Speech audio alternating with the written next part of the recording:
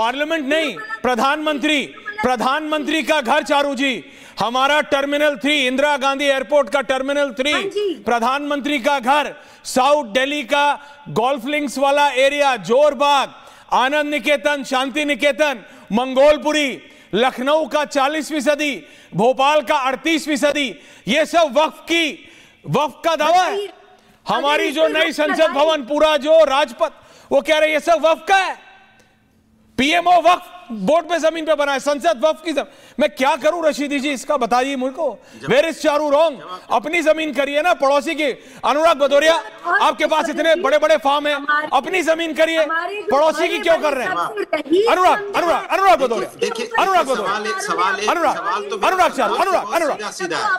देखो, मेरा सीधा इनकी आवाज कम कीजिए। ओके चारू, अनुराग आवाज कम कीजिए, हमारी आवाज कर दी, बोलिए बाबूलाल, दिखाइए ना इसी को। चारू चौके, आप आवाज कम नहीं कर पाओगे। कर दी भाई, कर पाओगे क्या? नहीं, इस देश आपके बेस्ट फ्रेंड गौरव भाटिया है नहीं, तो आप कुछ भी बोल रहे हैं। नहीं, कौन जवाब देगा जरा बताइए। पार्लियामेंट के अंदर में जो पैसे खर्च होते हैं वो आम आदमी के पैसे हैं, और भारतीय जनता पार्टी विपक्ष की अगर राय मान ले तो आम आदमी के पैसे बचे ना। भाई पार्लियामेंट में हम ऐसा बिल क्यों लेके आते हो जिस बिल के खिलाफ सुप्रीम कोर्ट जाना पड़ता है? भाई लोकतंत्र में तो आपको ऐसा बिल लाना चाहिए कि विपक्ष को भी अपने साथ लीजिए, विपक्ष आपको राय देगा, सभी दल की सहमति से बिल लेके आइए, तब तो जनता का भले का बिल होगा ना।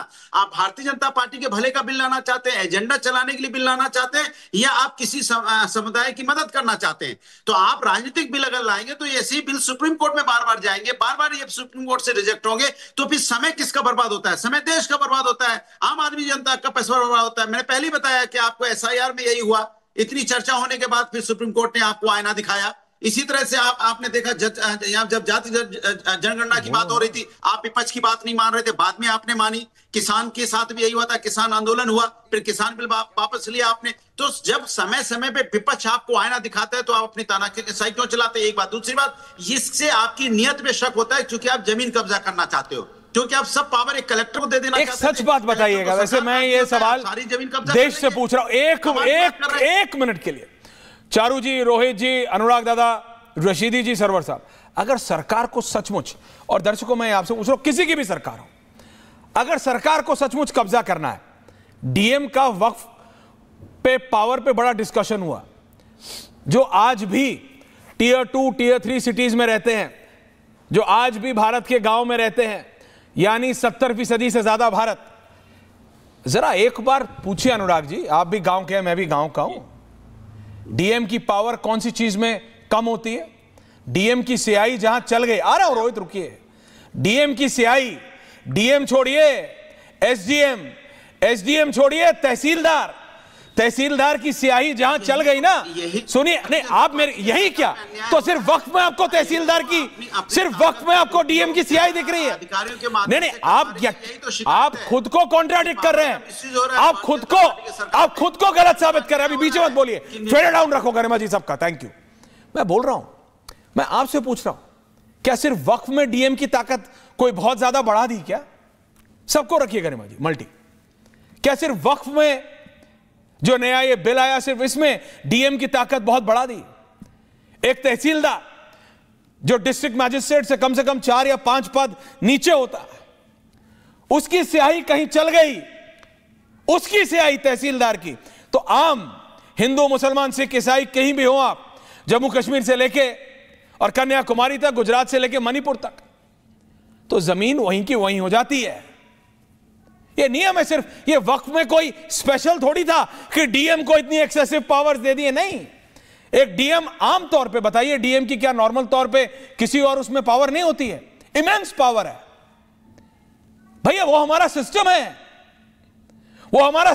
अगर आप हमारे सिस्टम के, अनुराग जी अभी आपका ऑडियो नहीं जा रहा है, अभी मत बोलिए, ऐसा लग रहा है जैसे चार्ली चैपलिन की पिक्चर चल रही है, मुंह हिल रहा है, आवाज नहीं आ रहा है, वेट कीजिए। ऐसा नहीं है, सारी चीजों में डीएम के पास पावर है। पूछ लीजिए, रशीदी जी आप उंगली उठा रहे हैं, सहारनपुर के रहने वाले हैं, आप मुझे बताइए डीएम की पावर क्या कम होती है? क्या वक्फ में कुछ ज्यादा पावर दे दी डीएम को? नहीं।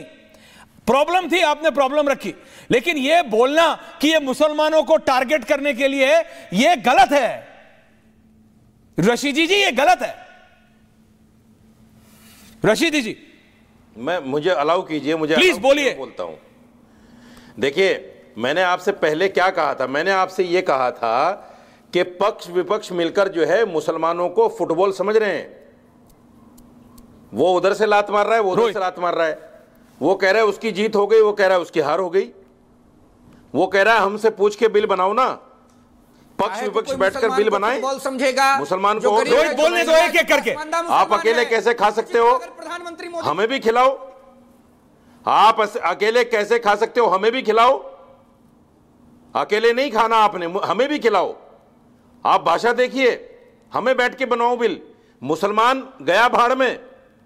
समाजवादी मुसलमानों को नहीं समझती कुछ भी। इन्होंने एक बार भी ये नहीं कहा कि मुसलमानों को बैठ के बिल बनाओ। ये कह रहे हैं हमें बैठ के बिल बनाओ, हम बताएंगे आपको कैसे खाना है। जब दोनों के साइन होंगे किसी बात पर पक्ष विपक्ष के, तो आराम से खाया जाएगा। मुसलमान जाए भाड़ में, मुसलमान तो वोट दे ही रहा है हमें। मुसलमान कहां जाएगा, क्या करेगा? चिल्लाएगा, बैठ जाएगा। यही तो किया है हमारे साथ कांग्रेस और समाजवादी ने।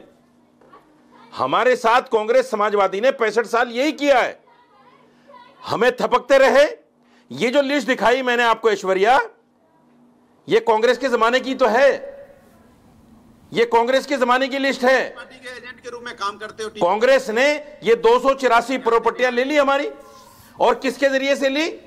कलेक्टर के पास पावर भी नहीं थी, चेयरमैन के जरिए से ले ली। मुसलमानों को लूटा, जो चेयरमैन वक्फ बोर्ड का होता था उसके जरिए से ले ली। क्या करेंगे आप उसको? अनुराग जी एक एक करके आ रहा हूं, ऐसे सुनाई नहीं देता है। रोहित वेट कीजिए। एसडीएम क्या करेगा उसमें? गरीब पिछड़ा मुसलमान की चिंता किसी ने नहीं की। ना रोहित अब बोलिए, क्या करेगा उसमें? नहीं क्या करेगा, क्या बताइए रोहित, बताइए। हड़प सकते हैं जमीनें भाई। भाई वो कह रहे हैं बीजेपी हो कांग्रेस हो, सबने मुसलमानों को फुटबॉल की तरह यहां से वहां से यहां किया है। वही काम कर जाते हैं।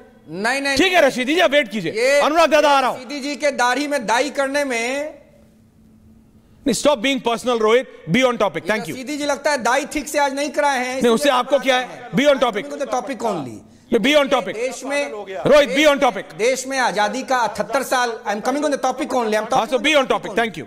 देश की आजादी के 78 वर्षों के बाद भी, देश की आजादी के 78 वर्षों के बाद भी किसी सरकार ने गरीब, वंचित, पिछड़ा और पासमानदा मुसलमान भाई बहनों की चिंता नहीं की। नरेंद्र मोदी जी को अनुराग जी आ रहा हूं। दर्द था कि इस देश में अल्पसंख्यक वर्ग में जो बहुसंख्यक धर्म है मुसलमानों का, उसमें गरीबों के मुसलमानों के साथ ठगी हो रही है। जो कांग्रेस ने किया, समाजवादी पार्टी ने किया, राष्ट्रीय जनता दल ने किया, डीएमके ने किया, नेशनल कॉन्फ्रेंस ने किया, मुफ्ती सईद साहब की पार्टी ने किया। प्रधानमंत्री मोदी जी ने नया कानून बनाया और इस कानून के माध्यम से पासमानदा मुसलमानों के जीवन में, गरीब मुसलमानों के जीवन में नई रोशनी और उम्मीद जग रही है। जिस प्रकार से ट्रिपल तलाक को समाप्त कर प्रधानमंत्री मोदी जी ने मुसलमान माताओं, बहनों और बेटियों को नया जीवन प्रदान किया, उसी प्रकार से ये नए वक्फ संशोधन अधिनियम के माध्यम से इस देश के अल्पसंख्यक धर्म को मानने वाले बहुसंख्यक आबादी मुसलमान भाई बहनों के जीवन में आशा और उम्मीद की आखिरी किरण के रूप में देश के प्रधान सेवक गणनायक नरेंद्र मोदी जी का उभार हुआ है। सपा ने लूटा, राजद ने लूटा, कांग्रेस ने लूटा, इस देश के विपक्ष में बैठे सभी दलों ने लूटा। अगर गरीब, वंचित मुसलमानों की चिंता किसी ने की तो प्रधान सेवक गणनायक नरेंद्र भाई मोदी ने। अनुराग भदौरिया, मुसलमानों को फुटबॉल समझा आपने? हाँ, देखिए, अनुराग भदौरिया, एंडिंग कमेंट। जिस तरह की बात रशीदी जी कर रहे हैं, इनको पता है ये बीजेपी के आदमी है, बीजेपी के एजेंट है, बीजेपी के रशीदी जी बीजेपी के एजेंट है। अनुराग भदौरिया रशीदी ना, बीजेपी को वोट दिया इन्होंने खुद बोला मैंने बीजेपी को वोट दिया। वो व्यक्ति है जो महिला का सम्मान नहीं करते। जो व्यक्ति हिंदुस्तान में महिलाओं का सम्मान नहीं करता, उस व्यक्ति का सम्मान इस देश में नहीं होता, चाहे किसी भी जाति को, धर्म का हो। ये वो व्यक्ति हैं जो देश की समाज में ना महिलाओं का सम्मान करना जानते, ना समाज के बारे में जानते। ये सिर्फ भारतीय जनता पार्टी के स्लीपर सेल हैं जो चुपके से आके बैठते हैं। भारतीय जनता पार्टी का एजेंट स्लीपर सेल है रशीदी जी, बिल्कुल। और इनका कोई अपना विचार ही नहीं है। बीजेपी को वोट देने वाले खुद बोल चुके हैं मैं बीजेपी को वोट दे के आया हूं, और यहाँ के ज्ञान देने आ गए। वो व्यक्ति जो व्यक्ति समाज की, हिंदुस्तान की किसी महिला के बारे में अच्छे शब्दों का इस्तेमाल नहीं कर सकते, ऐसे व्यक्ति का तो सम्मान इस देश में नहीं है। अरे समाजवादी नाम लो, आपके ऐश्वर्या मुंह से भाई शोभा नहीं इनसे देता। पूछे मुसलमानों के लिए क्या किया आपके मुंह समाजवादी से ने? शोभा नहीं देता। आप बीजेपी के वोट देके आए हो, इसलिए आप किसी का नाम मत लिया करो। आप बोला करो मैं बीजेपी क्या का किया है सपोर्टर हूँ, मुसलमानों के बीजेपी लिए को वोट समाजवादी देके ने? आया हूँ, बीजेपी का यानी बीजेपी के तरह से बीजेपी के लिए मैं काम करता हूँ। अरे टीवी तो डिबेट बीजेपी में को आके वोट देना बैठ के गुनाह है आप क्या? इस तरह की जो बातें करते हो ना, ज्ञान बीजेपी की, को वोट देना ज्ञान गुनाह आपके है? अंदर शून्य है, शून्य। नहीं, बीजेपी को आप वोट देना गुनाह है क्या? पहले हिंदुस्तान की संस्कृति हराम है संस्कार को बीजेपी को वोट सीखिए। देना या गैर संवैधानिक है? हाँ तो फिर क्या बात कर रहे हो? बैठ संविधान के में यहाँ पे ऐसा ज्ञान कहीं देने लिखा आ है कि जाते हो। बीजेपी को वोट नहीं दे सकते? नहीं तो फिर क्यों ज्ञान देने चले अनुराग जाते हो? भदौरिया, फिर ज्ञान किस बात कहीं का ऐसा देते हो? लिखा है बीजेपी का संविधान में कि सपोर्टर हो बीजेपी आप, को वोट नहीं कर बीजेपी के सकते? लिए काम करते हो, यहाँ ज्ञान देने टीवी नहीं, पे आप बैठ मुझे जाते हो। बताइए ना, पहले ज्ञान आप भाषा दे की दीजिए। सीखिए, भाषा कैसे ऐसा बोले। संविधान का नहीं, कोई पहले क्लॉज जाइए है सीखिए, कि हिंदुस्तान की बीजेपी को वोट संस्कृति नहीं कर सकता संस्कार को मुसलमान? पढ़िए। हिंदुस्तान की संस्कृति और बता संस्कार क्या दीजिए है? ना।